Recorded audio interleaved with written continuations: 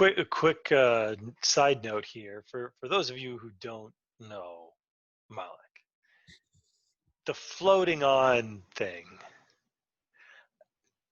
Yeah, that's kind of his way of being.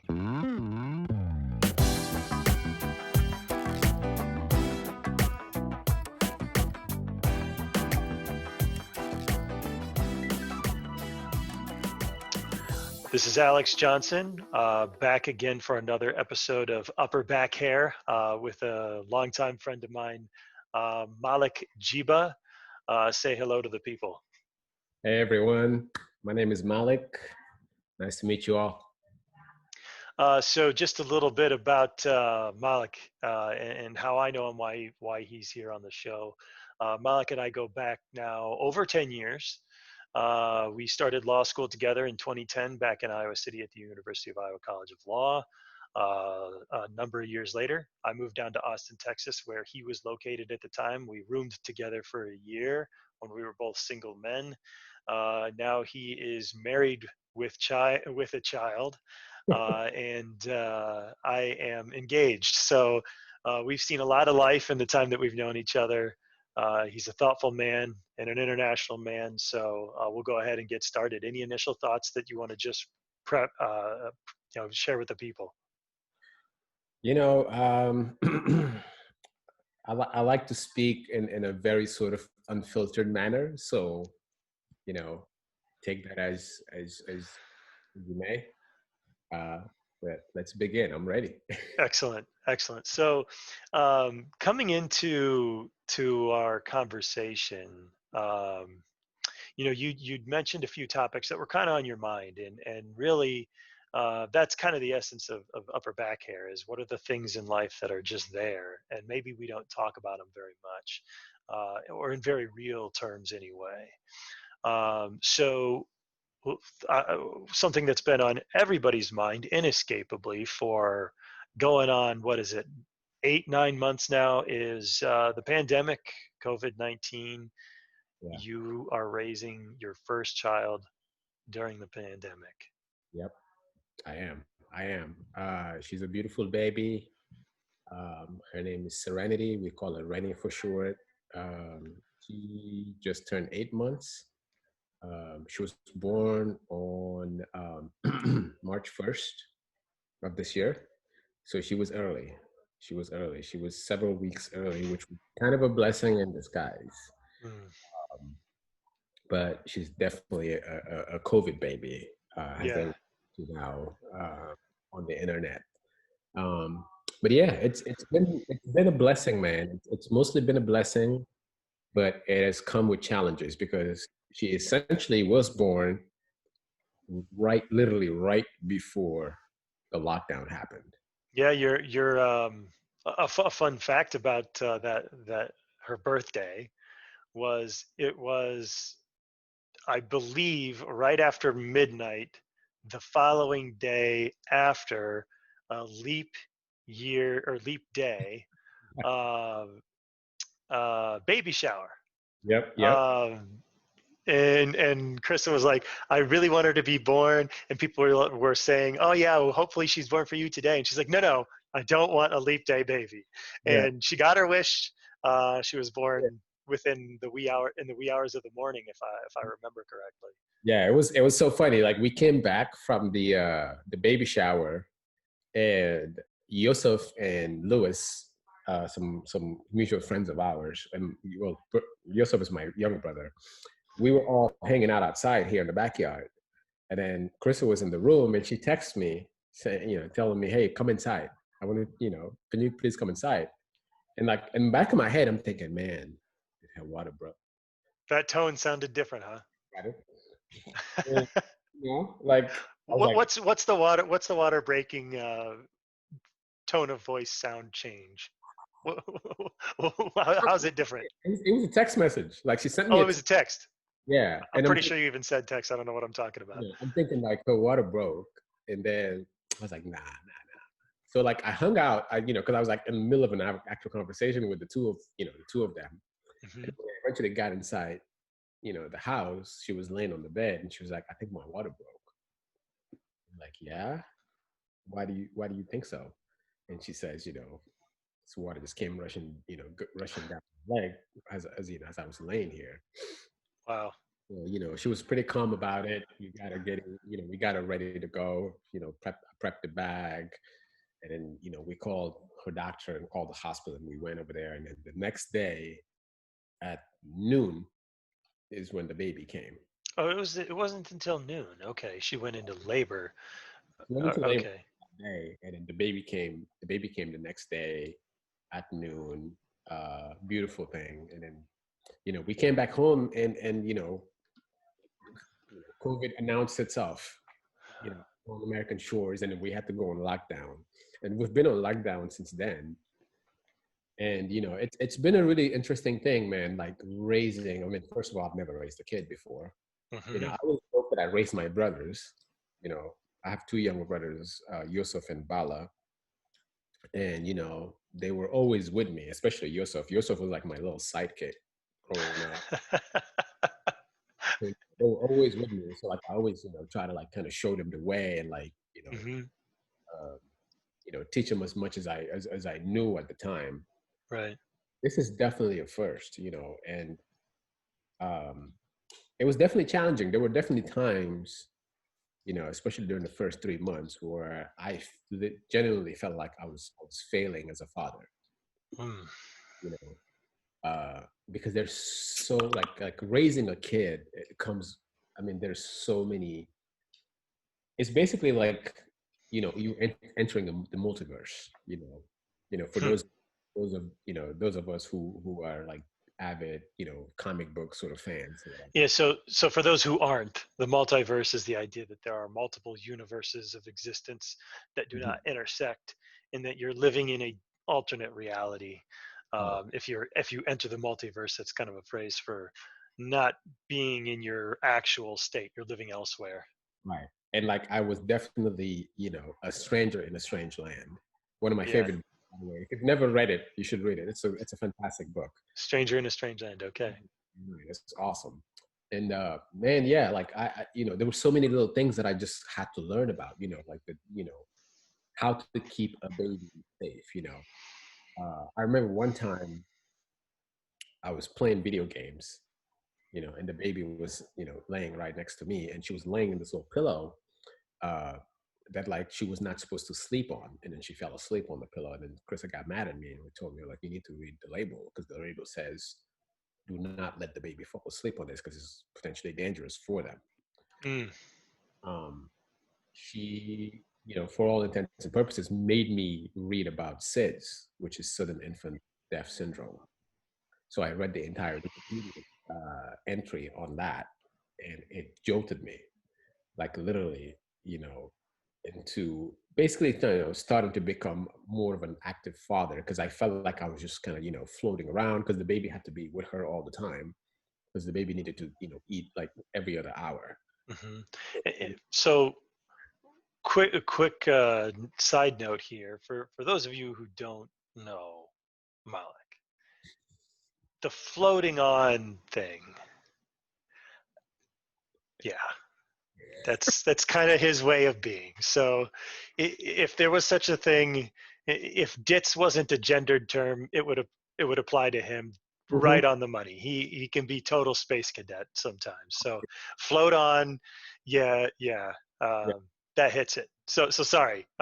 Back to how you discovered that you don't get to float as a dad. Oh man, it was a wake up call, and from then on, I started kind of becoming more, more and more active as a father, Hmm. and it was necessary for me because like I always thought I was going to be a great father, but you know, thinking it and living it is two different things, and living it was definitely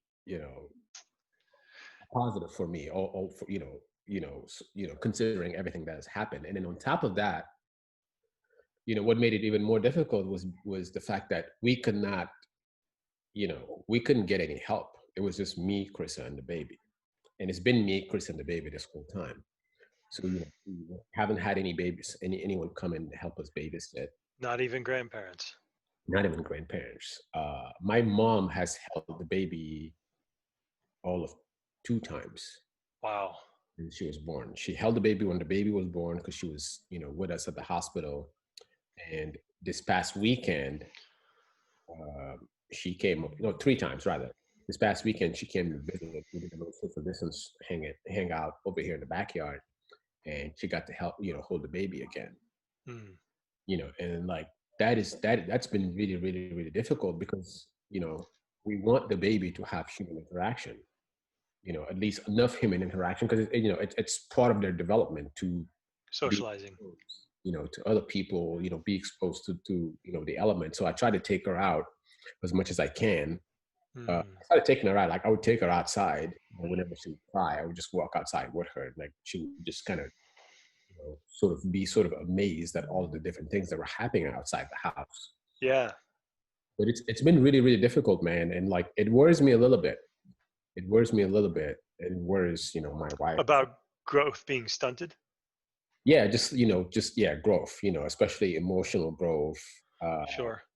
Because despite how, the tremendous amount of love we have for her, we can't teach her everything, you know.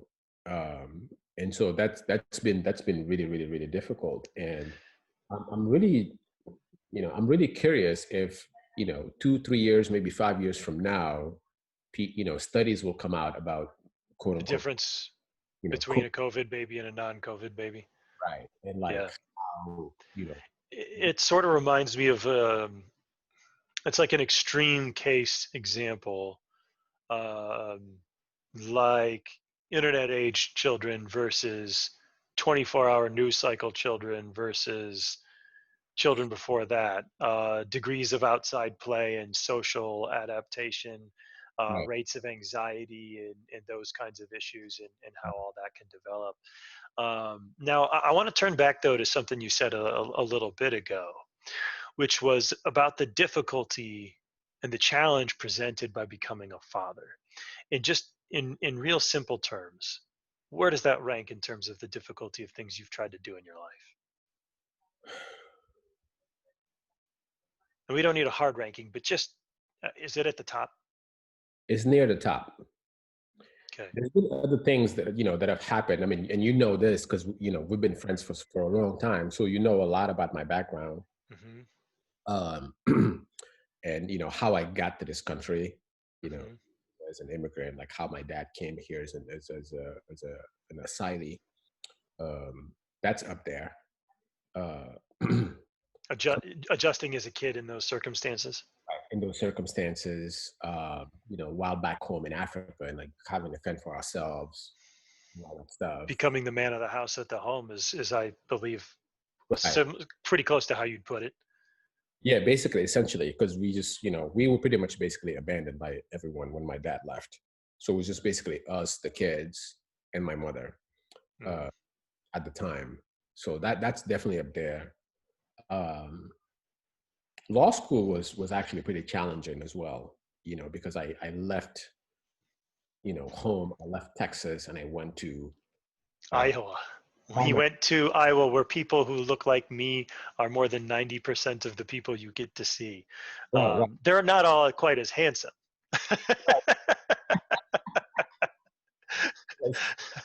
It's definitely up there as far as the degree of difficulty because there's so much I had to just kind of wrap my head around. In addition to just the school, Right. uh, being a father, I'd say maybe like if I were to rank top 10, it'd definitely be top three. Okay. And It's probably trending upwards over thrilling. time is how it's probably going to feel. If just predicting based off of what I've heard from other people, there aren't very many challenges that can get up there. And one thing that you'd kind of mentioned too, I kind of want to probe into a little bit, because fear is a real thing Right, that can result in positive response. It can also go the other direction. right, So in the midst of, because there are different degrees that I've heard other parents acting with respect to how social they will allow their kids to be or not to be, that also may have pre-existing conditions the child might, or one of the parents might. I know both you yourself and Chris, if you don't mind me saying, um, both have eh, potential lung concerns. So, obviously that creates another layer of difficulty in addition to the effects potentially on development of serenity over the years, Yeah. if she were to contract COVID. Um, how has that challenge of navigating fears as a parent, as a couple of parents, in deciding to manage when are we being fearful to ill effect, and when are we being fearful to positive effect, and how to balance that? I'm not necessarily Well, saying you need to have an answer, but I'm just curious about that. in that particular respect, I would have to give most of that credit to Krissa Mm, because uh, I am I don't have enough. Like I'm kind of like a pleaser, mm, in a lot of ways, right? So I tend to sort of a lot of times I'll put other people's feelings, you know, above my own, and sometimes above the kid. Like mm. I've had like it's hard for me. Like I don't like being mean to people, basically. Okay. And when I'm like sort of creating that distance, right? When somebody comes near me or the kid, like I'm thinking in my head, instead of thinking about me and the kid, because I had those lung issues and like I don't want the kid to contract COVID, you Right. know, just like hold my breath. Like I'll hold my breath and talk to somebody for like 30 seconds and then find a way to like kind of move away from that conversation. Mm, Person would just be like, no, you need to stay away, you yeah. know, create the distance because like she's not gonna take any, she's not into taking any sort of chances. So I Okay. would give her most of the credit because even when her parents come to visit us, we do social distance hangouts in the backyard. I always feel some type of way wearing a mask around them. You know, Yeah. It is a weird thing to be very around a familiar person who you would categorize as a person of trust. A coworker friend of ours actually came over to watch a basketball game once. Max, yeah, Max, you managed to get a shout out on my show. Who keep it down over there. Um, but he came over, and he's got kids. He's got family that have pre-existing conditions, and we we wore masks. We wore masks. It was yeah, strange. I'm like you in this respect.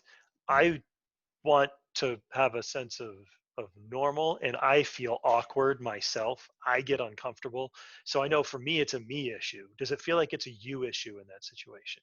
Basically, yeah. Like I feel terrible, like having to, and I don't know that if I should, but I still do. Like I feel Hmm. bad when family members, like people that or friends, like people that you love, come to visit, and you have to, you know, Ask them to do things you wouldn't normally. right, Yeah. create, that so that distance is there so that everyone is safe. So Well, I'm I'd sorry. give Go ahead. I'll give Carissa all the credit in that respect because I feel like I fail more than I succeed in that category. Hmm. Fail more than you succeed. Um, what do you do to give yourself, you know, some as you once told me to do with respect to somebody in my life, you said you need to give yourself some empathy. Um, you know, Ah, in a high stress time, this kind of gets back to a little bit of when is the response to fear being problematic or beneficial. Now, I'm not saying that you're not doing the right things. I will not put any of my opinions on any choices that the two of you are making. It's not my place at all. But more interested about the feelings that can be created for the two of you, and how you deal with that, because feeling like you're failing more than you're succeeding, I mean, that's the start of creating problems. Yeah, it really does. And like what I try to do is really just, it's like there was a lady that would stop by every single time. Like I would take the kid out so she Hmm. could watch the sunset. And one time, like this lady wanted to stop by and talk to me about. She was just basically like the neighborhood gossip, telling me about all these different people that live around and their problems or whatever. And like I'm like, why am I? And in the back of my head, I'm like, why is this lady like she walked up to me to show me this thing on her phone, right? Uh-huh. And like in the back of my head, I'm thinking I should step back. Like I'm holding the baby, and like she's definitely not Respecting space. respecting the space. But I didn't do it at the time, and like I had a conversation with Chris, and Chris was like, you need to step away, or you need to find a you need to find a way to avoid these types of situations. And so the latter is what I started doing. I started just, if I need to spend some time with the baby, instead of going in the front yard, I'll go in the backyard because no Mm, neighbor come to me, talk to me in the backyard, you right. know, or like I'll take her on a car ride with me. And so we'll like spend some time. She can be outside. She can kind of see the world, outside of the confines of the home, and still sort of get that benefit of being outside. So that's what I Yeah. started to do, just basically navigating through these different sort of potential minds. Yeah. So I'm going to try to flip a thought here. You said you've been failing more than you've been succeeding. How many times have you taken Serenity outside? A lot. I mean, I Throw out probably a random number. like 3 times a week or more. Okay, 3 times a week. What we were dealing with about half of a year. No, three. It's been since March. Yeah, so half of a year. That's 6 months. There are 26 times, at least 26 weeks, 3 times a week. Yeah. You're talking 90 times, roughly. Right. Okay. How many times has someone got within breathing space of her? That now that you put it in that kind of perspective, relatively, probably relatively few times, I would say. More times you failed than you succeeded, or the time you failed just jumped out at you I because think, that was an opportunity to respond differently than you would have liked? yeah, yeah, you're right. You're right. But Yeah, those times stick out more, of course because they do. Of course they do. Because there's no negative feelings when you did it right. that's true. It's the regular feelings when you did it right. Yeah. So yeah, here I am returning the favor years later, when you told me to have empathy for myself when I was down on myself, which I do quite often, so I can relate to this.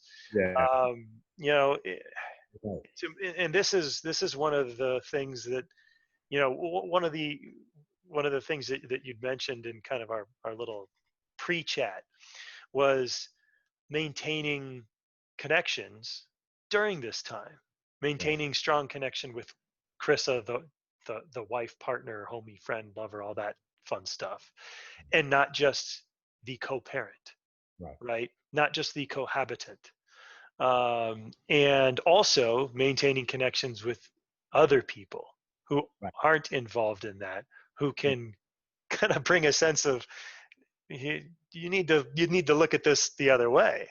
because I have had the same issues, and you and I have had some conversations during quarantine, about some of my struggles, which involves a lot of self-doubt and questioning, and OCD, in the real form, not the fake form. I'll be saying that a lot on this show.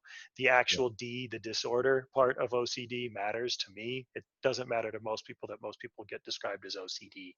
They're just Right. the OC, the obsessive compulsive, overly particular people. Right. I am also that, but I also have the disorder, which means I can relate to losing perspective. What does it mean to do the thing wrong? How often are you really doing it wrong versus how often are you really doing it right? Yeah. And not being so hard on yourself, because you're going to make mistakes. Yeah. You're both going to make parenting mistakes. It sounds like your problem is going to be you want to have you want to bring a sense of normalcy and calm to most situations that you're in, which means you're probably going to act as that your default that's going to be your default mode when you're out there with serenity in the world, which might mean sometimes you didn't think about a hazard ahead of time. Right. But you could flip that around and say, what if you're so focused on hazards you forget to be relaxed and normal out there? Now you could create a sense of false alarm. So it's good to have somebody, whether you're changing roles at different times or not, you want somebody who balances that out, because otherwise you can create, an overload on one mode or the other. Right. So I would challenge you to also look at, okay, where are times where maybe you helped bring a sense of calm when it was needed, and not paying too much mind to the hurdles that you have to avoid as a parent, and instead looking around and seeing what's going on around you, right? uh, you know if you're running a hurdle race on the track, all you're looking at is dead straight in front of you, the next hurdle. If you get to slow down and walk, you can look at what's around that track, you can see what's there, Yeah.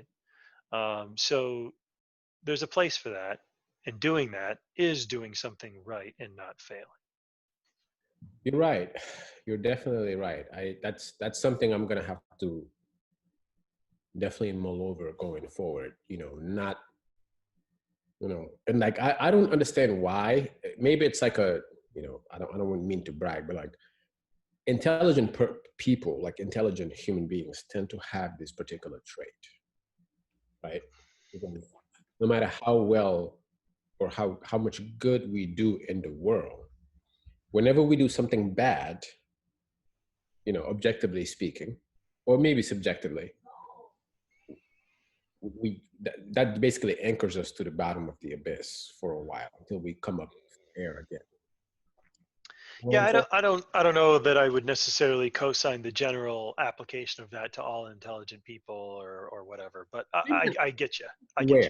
having that awareness. Maybe intelligence is you know Well, too, even people who are aware, it's uh, the I don't know that it necessarily has to bring you down every time. It can be recognizing. To me, it's more in the handling. What kind of how do you handle defeats and failures is right. is maybe more what you're talking about. But I do think that there is an intelligence to perceiving the shortcoming and adjusting to it.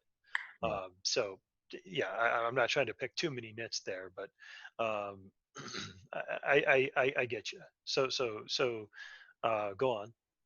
Yeah. So that's been the parenting thing has been definitely a challenge. And we've actually been talking about also just getting somebody to, maybe like a babysitter, to come in and help us out, Yeah. because our schedules are so busy, because we're still working from home. Thank God. That's another thing. I just got to be thankful for the fact that we are working, and we're able to provide for our family. But at the same time, it's extremely challenging when you have a little human being that you need to care for 24/7. Yeah. Um, there's Yeah. not I think stuff that you got to do. it is really important to take note of the blessing that it is to. I mean, Malik and I work together. He joined my team at work because we've actually grown during the pandemic, um, filing tons and tons and tons of trademarks. Our team has grown fivefold.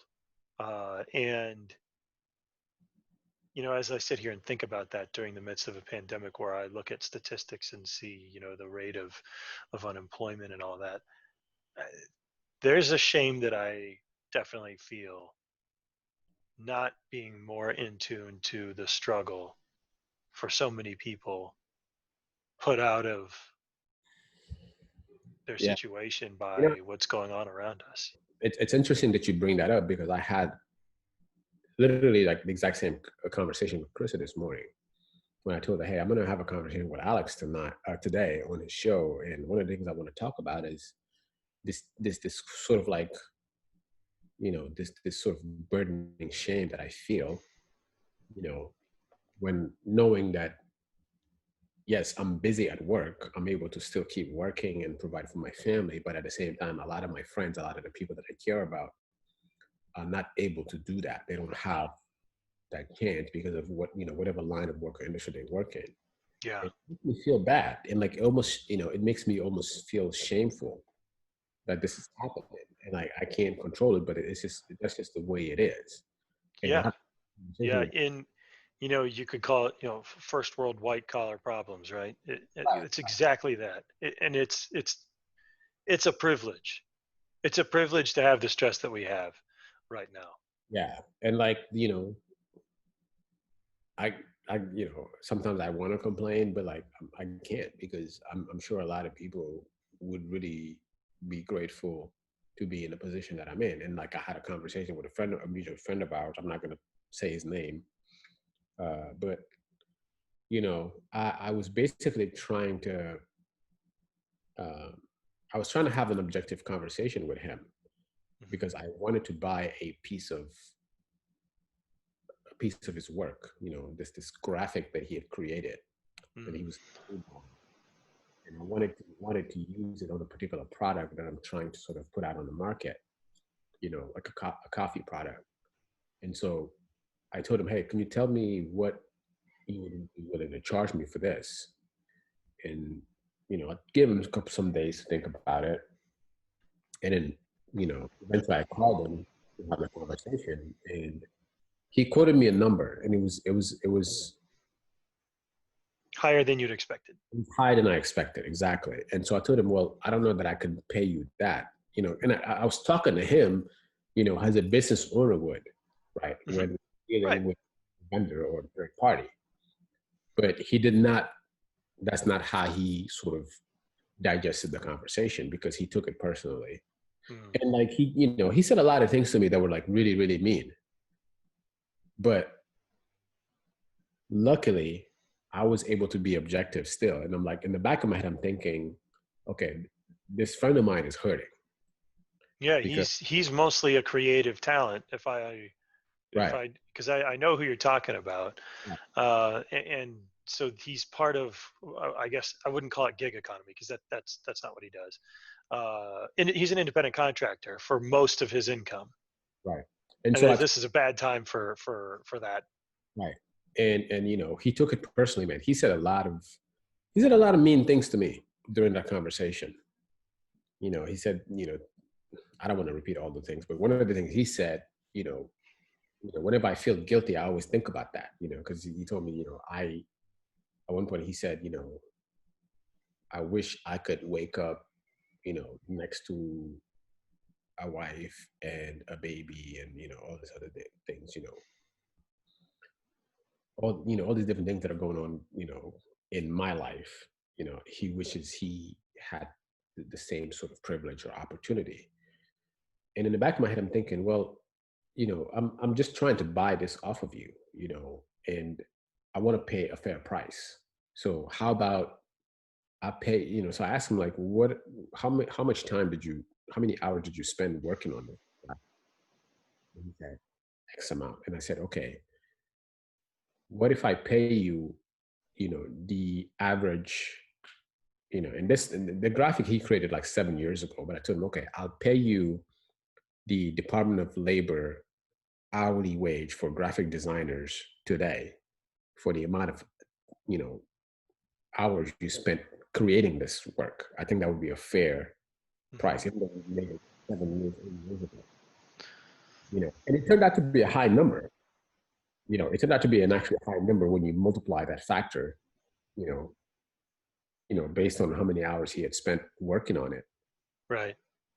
But he was still, really, really salty. Like he thought I was not being a good friend to him by, you know, sort of engaging with him in the manner that I did. And I told him like, listen, man, like I'm trying to like make sure that I do this properly as a business owner. Like this is not a personal thing. Well, right. So, but to get kind of to the heart of what you're talking about here, Right. it's, you got into this business negotiation with a friend who there's a lot of there's a lot of pretext that he comes into that conversation with, Right. built on the struggles that he's currently in and how badly he needs, good compensation. And you start getting into any kind of a business negotiation about it, that you know it, when he's already struggling. uh, I wouldn't categorize it as a complaint to say that I'm feeling the shame of noticing. I don't think it's a complaint for either of us to say that we've had struggles in this current economic situation that we're in, and noting the shame of it isn't a point that I bring up to you know be dismissive. It's a point that I bring up because it's a reality. Right. um, and to me, the shame is actually the sign of healthy thinking. It's called feeling bad because you realize that you're fortunate and others aren't. Right. It's not a complaint. In fact, it's the opposite. The shame for me is tied to a reason to appreciate. Right. And the shame comes in from not keeping that presence of mind more often, without it being, oh, pity. Because that's where it gets to be a conversation that I think people can start to take issue with, is having pity on people instead of being helpful to people. Right. If you take pity on somebody, they usually find it to be kind of insulting. Right. Whereas if you take your feelings of shame and guilt and go do something with it, which now I'm inclined to go see what could I do, I'll probably choose a financial contribution personally. Not really looking to do a lot of personal engagement right now for help, COVID reasons, but to do maybe some fiscal contributions and see how can I channel this energy into something good. And no, it doesn't. It doesn't make up for anything, yeah, and I'm not trying to say that it does, but it's about channeling guilt and shame into something productive instead of something ruminating. Yeah. And it's interesting that you said that, because that's basically what I ended up doing. I ended up basically giving him more than we agreed on, but I just gave him the money. Yeah, At that point, and you know, I yeah, came home and I had a conversation with Chris, and Chris was like, "Well, it doesn't matter how objective you try to be. Like, he's not going to see that. Like, he's not in a place that you're in. So you need to right. understand." And I was like, "Okay, Yeah, and this kind of ties into one of the other topics you wanted to bring up. yeah, So I'm going to kind of use this as a jump point here. right, Um, so this gets into how can we meet people where they're at in their emotional state, right? Had you met him in his emotional state of how can I help you? yeah, Also, here's this other thing that I'd like to utilize. Would this be a way that I can help you? The whole conversation changes. This is where we're going to cut the episode. The conversation does continue in what will be released as part 2 of this episode 2 with Malick Djiba on the upper back hair. This is Alex Johnson. Thanks again for listening and watching. Look for that episode part 2 to come here in about a week or so. Thank you.